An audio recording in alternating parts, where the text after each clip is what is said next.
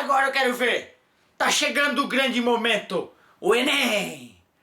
E agora tem uma aulinha, revisão ninja, Enem Matemática Tabajara Mutante Plus Acme Super. Sei, depois dessa aula, tu vai dominar o mundo.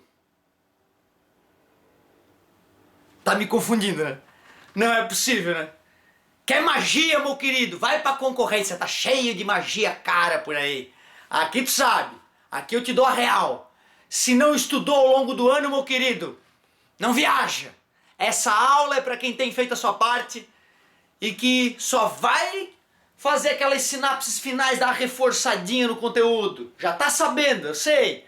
Agora nós só vamos reforçar. Então, não vem com magia, não. Aliás, seria bizarro, né, cara? O cara ter vadiado o ano todo, de repente, uma aula mágica vai lá e pão, me aprovei. Não dá, né? Meus queridos, o que mais cai no Enem? Vamos começar com equação de primeiro grau, equação de segundo grau e funções de primeiro e segundo grau. Algo que sempre vai cair. Equação de primeiro grau. O que a gente sabe sobre uma equação de primeiro grau? Equação de primeiro grau vai ter o tipo ax mais b igual a zero. Eu sempre vou conseguir deixar uma equação de primeiro grau nesse formato. Observa que é primeiro grau porque a variável está elevada a 1. E o que é a raiz, a solução de uma equação de primeiro grau? É o valor que eu coloco no x e torna ela verdadeira, torna ela igual a zero. Então tu vê, eu posso achar a solução genérica de uma equação de primeiro grau simplesmente subtraindo b em ambos os lados, princípio da igualdade, e dividindo ambos os lados por a. Então eu sei que a solução de qualquer equação de primeiro grau do universo é sempre menos b sobre a. Deixa eu conferir, bota ali menos b sobre a. Menos b mais b, zero, sim. Então se eu pegar uma equação de primeiro grau que estiver toda desorganizada, toda feia, e organizar dessa forma, somar os termos independentes, número puro com número puro, o número que tem o xizinho com o número que tem o xizinho, somar os termos semelhantes, e aí pronto, a gente já pode, escrevendo a equação desse jeito, achar a solução fazendo esse número com sinal trocado, dividido por esse. Certo? Esse dividido por esse, com sinal trocado. Tu vê, claro que na prática, quando eu tenho equação de primeiro grau, eu prefiro isolar o x na hora, né? Mas, para quem quer uma mágica, eu poderia decorar esse resultado aqui. Na equação de segundo grau, se a equação agora for de segundo grau, o que a gente sabe? A gente sabe que o formato geral dela é ax ao quadrado mais bx mais c igual a zero. Aqui, né, o a tem que ser diferente de zero, porque se o a for zero, eu caio naquele caso ali. O b pode ser zero, o c pode ser zero, o que faria a equação incompleta, né? E a solução, a raiz, ou seja, o valor que eu boto no lugar do x e torna a equação verdadeira, é obtida pela fórmula de Bhaskara, que claro, né, no nosso canal, no nosso site, a gente tem a dedução. Menos b mais ou menos raiz de b ao quadrado menos 4ac dividido por 2a. Então se eu sei os coeficientes a, b e c, eu jogo na fórmula mágica, acho uma solução com mais, acho outra solução com menos e mato a charada. Certo? Aí o grande detalhe é o aluno estar com a leitura em dia, para poder interpretar o texto da questão e montar a equaçãozinha que vai traduzir o problema. Claro que às vezes a equação já é colocada, né, de bate-pronto, mas eventualmente o aluno ainda tem que montar a equação. E já que nós estamos revisando equação de primeiro e segundo grau, por que não partir para função? Função de primeiro e segundo grau. A função de primeiro grau, em vez de igual a zero, vai ser y igual a ax mais b. A gente sabe que toda função de primeiro grau, ela vai ter o gráfico que é uma reta. E se o coeficiente angular for positivo, é reta crescente. Se o coeficiente angular for negativo, é uma reta decrescente. Certo? Função de primeiro grau. a gente sabe que o gráfico é sempre uma retinha. O ponto onde o gráfico corta o eixo x é a raiz, é o zero dessa função, que acha dessa forma. Se eu estiver pensando em uma função de segundo grau, aí seria interessante, claro que, importante lembrar também, né, na função de primeiro grau, que o ponto onde a função corta o eixo y é o termo independente, né? É o b. Onde corta o eixo x é a raiz, é o menos b sobre a. É o menos b sobre a. Se eu precisar fazer um estudo do sinal da função, né? A direita da raiz é mais, a esquerda da raiz a função fica negativa. Quando é decrescente, a direita da raiz fica negativo, a esquerda da raiz fica positivo. A gente pode precisar isso para inequações, entre outras. Função de segundo grau. Aí seria mais interessante, de repente, a gente criar mais gráficos para revisar eixo x e eixo y, certo? Para economizar energia, não vou colocar em todos. Então seria legal a gente esboçar alguns gráficos de equação de segundo grau e lembrar quando cada um deles ocorre em função, né, de alguns detalhes aqui. Uma função de segundo grau ela pode ter um gráfico desse jeito. Pode ter um gráfico desse jeito. Pode ter um gráfico desse jeito. Ou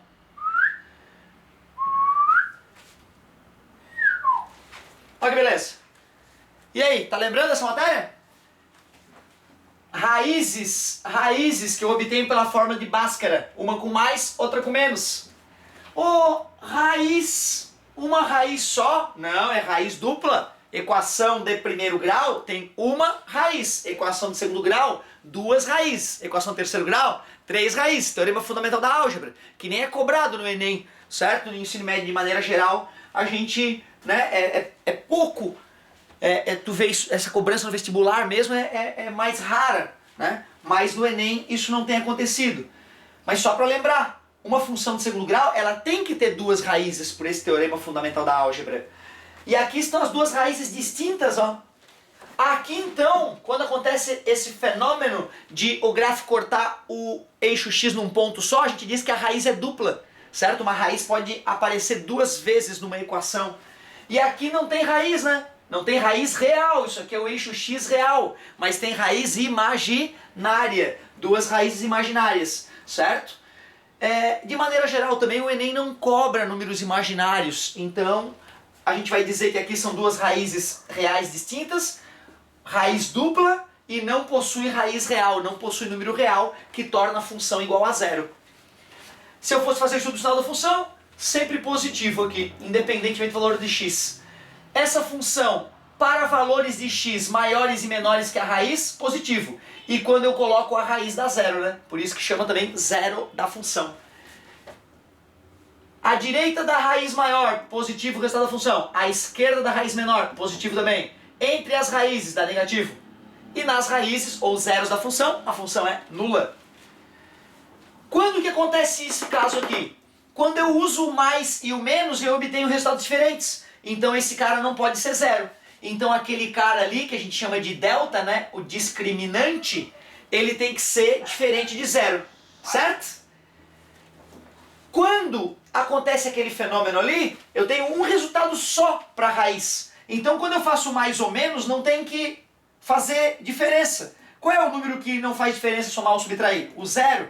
Então quando o discriminante for zero, eu tenho esse caso aqui. Ou esse, né? Ó, uma raiz só. Então eu sei que o caso do meio, o discriminante, o delta tem que ser igual a zero. Nesse caso que tem duas raízes distintas, eu sei que o delta tem que ser maior que zero. Aí eu consigo extrair a raiz desse número positivo, uso ora o positivo, ora o negativo e obtenho dois números distintos. E no último caso, para não ter raiz real, é porque eu não consigo extrair a raiz de um número negativo, né? Raiz real, certo? Então fica sem raiz real. É o último caso, o discriminante é menor que zero. Positivo, negativo, negativo. Negativo, negativo. Negativo, negativo. Certo? Nesse caso, aliás, como é que é a concavidade mesmo? Quem define a concavidade é o cara na frente do x², né? A maior que zero, A maior que zero, A maior que zero. Com cavidade para baixo, A menor que zero, A menor que zero, A menor que zero. Certo? Então tu vê, conhecendo o A, o valor do A, e conhecendo o valor do B ao quadrado menos 4AC, o delta, eu consigo já supor qual é o formato do gráfico. Esse tipo de raciocínio pode nos ajudar a resolver questõezinhas de inequações, por exemplo, e lógico, né? É decidir qual é o gráfico de uma função específica, o que o Enem já pediu N vezes. Outra coisa que o Enem cobra bastante loucamente é a parte de porcentagem. Sempre vai aparecer uma porcentagenzinha. Vamos fazer uma breve revisão dessa porcentagenzinha. Olha o nome, né, cara? Porcentagem. Por é divisão e 100 é 100. Então, quando eu escrevo lá 30%, é simplesmente 30 dividido por 100, que é 0,3. E se eu quiser calcular a porcentagem de um número, basta multiplicar um número por aquela porcentagem, certo? Então vamos supor que um sujeito ganhe R$ 2.500 e ele faz por mês. E ele fazendo os cálculos percebe que está pagando 40% de imposto nas coisas todas. Então, ele quer saber quantos por cento do dinheiro dele o governo acaba ficando para ele. Na hora que ele vai fazer as compras, né, na hora que ele vai pagar imposto de renda, tudo isso no final dá aproximadamente 40%. Eu simplesmente pego os 2.500 e multiplico por 40%. É assim que se calcula uma porcentagem. Ah, professor, eu faço por regra de 3. 2.500 é 100%, 40 é X. Eu também fazia. Mas por que fazer uma tabela, fazer a multiplicação cruzada, se é só multiplicar? Multiplica e pronto, cara. Então 2.500 vezes 40 sobre 100. 4 vezes 25 é 100. Pô! Cara, milão vai pro governo. Brincadeira? Então o cara tá ganhando lá 2.500, mas ele não aproveita aqueles 2.500, porque 1.000 vai pro governo. E se voltasse, né, cara? Puta, mas não volta, cara. Esses bandidos levam tudo. E aí fica difícil, né, cara? Fica desanimador. E o que tu vai fazer? Vai botar a bunda na cadeira e estudar. Porque pra quem estuda de verdade, não é assistir a aulinha, não. É fazer exercício, cara. É estudar solitariamente. É pegar um bom livro e botar a bunda na cadeira até ela ficar quadrada. E usar o professor como tutor. Aí eu vou assistir a aulinha e vou ficar foda. Ah, vá dormir. Não viaja. Então o negócio é o seguinte. Estuda, meu querido, que mesmo a pedreira que nós enfrentaremos logo no futuro próximo, a gente vai conseguir suportar. Agora, se não estudar, prepara o lombo que vai ser muito trabalho e pouco dinheiro. Meus queridos, porcentagem. O problema não é calcular uma porcentagenzinha. O problema é interpretar o texto da questão, conseguir montar a equação, né? Então, calcular uma porcentagem é bem simples. Agora, tem questões de porcentagem que podem ser bem intrincadas. Uma coisa que pode ser uma pegadinha interessante é aquela história de tu pegar um valor, dar um desconto e depois gerar um acréscimo, ou gerar um acréscimo e depois um desconto, para que às vezes o aluno se confunda. Então imaginem o seguinte, um exemplo de porcentagem. Um comerciante está vendendo lá um tênis por R$280, mas jura que eu pago 280 pau num tênis, mas não pago mesmo, meu querido. Mas, né, pagaria, de repente, um bom vinho. Ó, R$280 e o cara vendo os consumidores comprar muito desse tênis, resolve dar uma elevadinha no preço para sentir como é que o mercado vai se comportar. E ele pensou, vou acrescentar 15%. Vou acrescentar 15% no preço do meu tênis. Qual é o novo valor? Aliás, isso é fácil, né? A gente já viu como é que se calcula a porcentagem. Só que aí depois ele viu que as vendas despencaram com esse aumento. E aí ele pensou, vou retirar 15%. E aí ele te pergunta então, qual é o valor final do tênis? Se tiver lá no ABCD o 280, tu pode ter certeza, muita gente acaba indo nessa, né? Mas quem já fez exercício de porcentagem sabe que não é bem assim. Primeiro vamos calcular o preço, né, após o aumento de 15%. Eu vou pegar 280 e vou multiplicar por 0,15, né? 15 sobre 100. Então eu vou fazer 28 vezes 15, vou botar o zero e as duas casas após a vírgula. Uma vírgula vai eliminar o zero, né? Então eu só vou lá depois e multiplicar 28 por 15 e boto a vírgula. Eu vou fazer vezes 10, que é fácil, dá 280, 28 vezes 10, 280. E vezes 5 é metade, né? 280, 140. E aí eu somo 280 com 140, 300, 420. 420, fiz que conta 228 vezes 15. Só que eu teria que acrescentar esse zero e botar duas casas após a vírgula. 42 pila. Então era 280 o tênis, o cara botou um acréscimo de 15%, 42, 322 pila. Porra, tá vendendo que nem água esse tênis, esse povo tá com muita grana no bolso, ele pensou, vou tirar o meu. E aí, 15. E as vendas, ó. É isso aí. Na microeconomia, a gente estuda esse tipo de comportamento, né? De tu alterar o preço de alguma coisa no supermercado e a procura se alterar, certo? E a gente consegue calcular quanto que a procura vai se alterar com o passar dos dados estatísticos e definir qual é o preço que vai gerar a melhor, né, a lucratividade para a empresa, né? Muito interessante essa parte aí, mas aí é bem depois do Enem que a gente vai estudar isso, né? No curso superior ou num curso técnico tu estudaria essa microeconomia tão bonita. Eu tenho umas aulas de microeconomia que são muito antigas e eu tô para disponibilizar aí pra galera, para depois vocês curtirem aí. Meus queridos, vamos continuar nossa questão. Agora que eu tenho R$322, eu, arrependido de ter gerado esse aumento e ter perdido minha clientela, vou fazer uma redução de 15%. E vou anunciar a redução de 15% no tênis e tal. E aí, como é que é mesmo? Fazer 15%. O que é 15%? 0,15. Eu vou ali no cantinho fazer 322 vezes 15. Aí fica 10 foi 1, 10 mais 1, 11, 15, 16, 2, 2, 3, 0, 3, 8, 4. Pronto. Botar duas casinhas após a vírgula, pum. R$48,3 de desconto. Então 322 menos 48,3, vírgula embaixo de vírgula, 10 menos 3 é 7, 11 menos 8 é 3, prestou 1 também, 11 menos 4 é 7, e aqui deu 2. Então o preço final do nosso tênis, 273,7. Beleza? Então tu vê, né, cara, no final das contas ficou mais barato. Mas por quê, cara?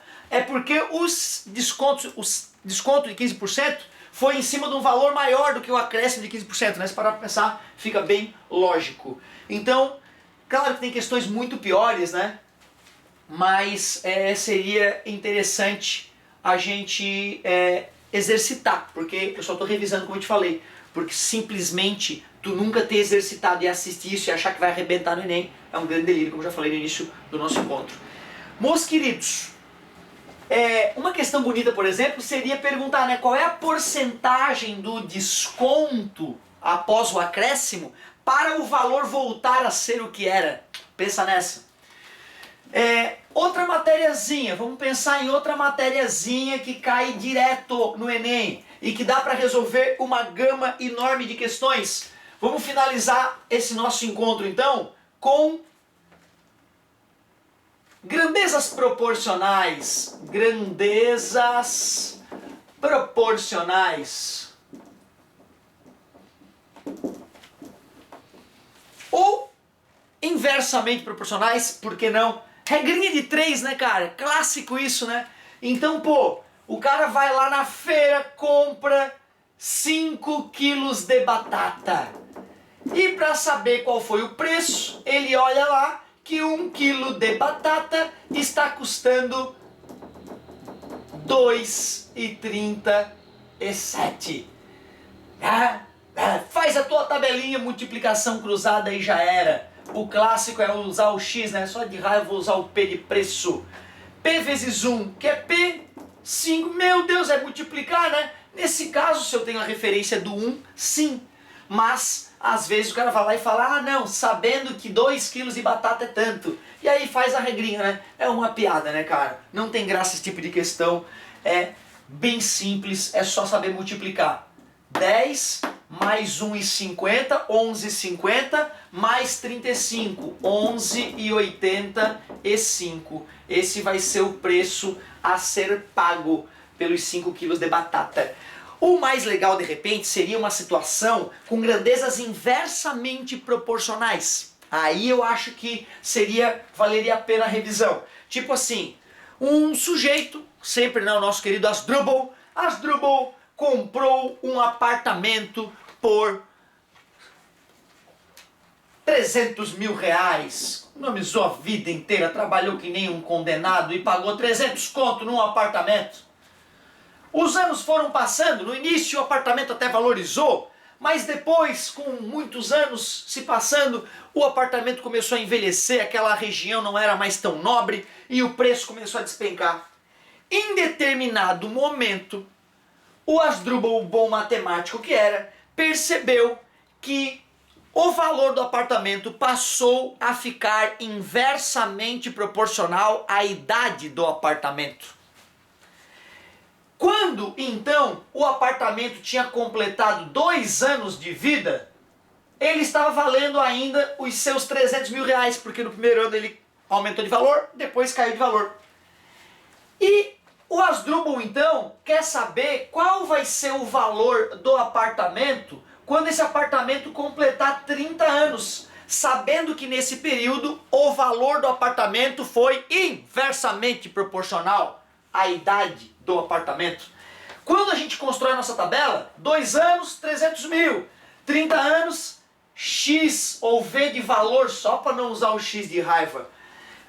Eu ia fazer a multiplicação cruzada, né? Se fossem grandezas diretamente proporcionais, como no caso das batatas, mas como é inversamente proporcional, ou seja, quando a idade cresce, o valor decresce, grandezas inversamente proporcionais, então eu vou fazer invertido, ou seja, eu vou trocar de posição um desses caras aqui, pode ser esse ou esse. Então eu vou trocar o 2 pelo 30 e o 30 pelo 2. E faço a multiplicação cruzada, normal. Professor, eu não gosto de fazer a multiplicação cruzada. Não, mas é tão clássico, né? Se tu quiser montar a fração, 300 está para V, assim como 30 está para 2. Também pode, certo? Mas no final como é que tu vai fazer isso? Não é a multiplicação cruzada? Pô, dividir por 10 os numeradores, vou dividir por 3, dá 1 e dá 1. Cruz credo, 1 vezes V é V, 2 vezes 10 mil, 1, 2, 3, 4, 10 mil, 20 mil. Porra, vacalhei, né, cara? Meu Deus, não, desculpa, gente, não se apavorem, não é assim, tá? Eu inventei uma questão idiota, acontece, né? Ó, 20 mil reais, meu Deus, só se aquela região ali, né?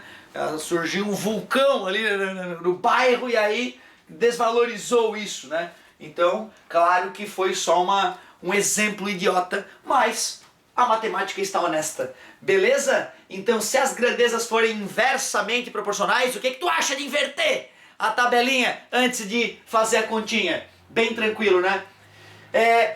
Olha, regra composta, regra de 3 composta, não me tem aparecido. Mas não custa, né, cara? Não custa. E aí vamos encerrar por aqui porque já tá ficando longo demais e aula longa é um saco, né? Vou fazer só então um exemplo de grandezas proporcionais, regra de 3 composta, com grandezas proporcionais e, por que não, inversamente proporcionais, e já tá de bom tamanho, cara. Já falamos bastante coisinha aí para essa nossa primeira revisão. Vem comigo. Numa obra, 10 operários conseguem fazer 20 quilômetros de estrada em 5 dias usando 8 máquinas. Lindo, hein? 10 operários constroem 20 quilômetros de estrada em 5 dias usando 8 máquinas. E aí a empresa queria agilizar, contratou 20 operários. Quantos quilômetros de estrada ela vai conseguir fazer em 4 dias? Só que na hora de fazer as contas, viu que a folha de pagamento ficou inchada, teve que diminuir o número de máquinas. Então agora nós vamos usar apenas 2 máquinas. Então tu vê, né, cara? O cara foi lá, né, vamos botar a gente na obra aí. E na hora que foi pagar as contas, ih, Cacilda, não vou conseguir pagar o aluguel de tantas máquinas, vamos reduzir o número de máquinas. Vamos supor que o número de operários, né, que as máquinas, os operários, eles tenham a mesma influência. Agora, o negócio é o seguinte, claro, né, porque de repente uma máquina pode funcionar muito melhor que os 10 operários. Só que na verdade isso não tem problema porque eu estou comparando máquina com máquina, operário com operário, dias com dias, então a gente não precisa se preocupar com esse detalhe. Mas às vezes no enunciado, né, eles capricham para que a gente não arrume uma maneira de anular a questão depois, por alguma irregularidade. Como é que a gente age dessa maneira? Quando eu vou fazer esse tipo de continha, eu primeiro gosto de pegar as informações onde eu tenho a minha incógnita e colocar no início da minha tabela. Então 20 quilômetros está para X quilômetros. Isso é igual. Agora eu vou pegar cada uma das outras informações e vou verificar se são direta ou inversamente proporcionais a essa grandeza, para decidir se eu inverto ou não. Se eu aumento o número de operários, aumenta ou diminui o número de quilômetros? Aumenta.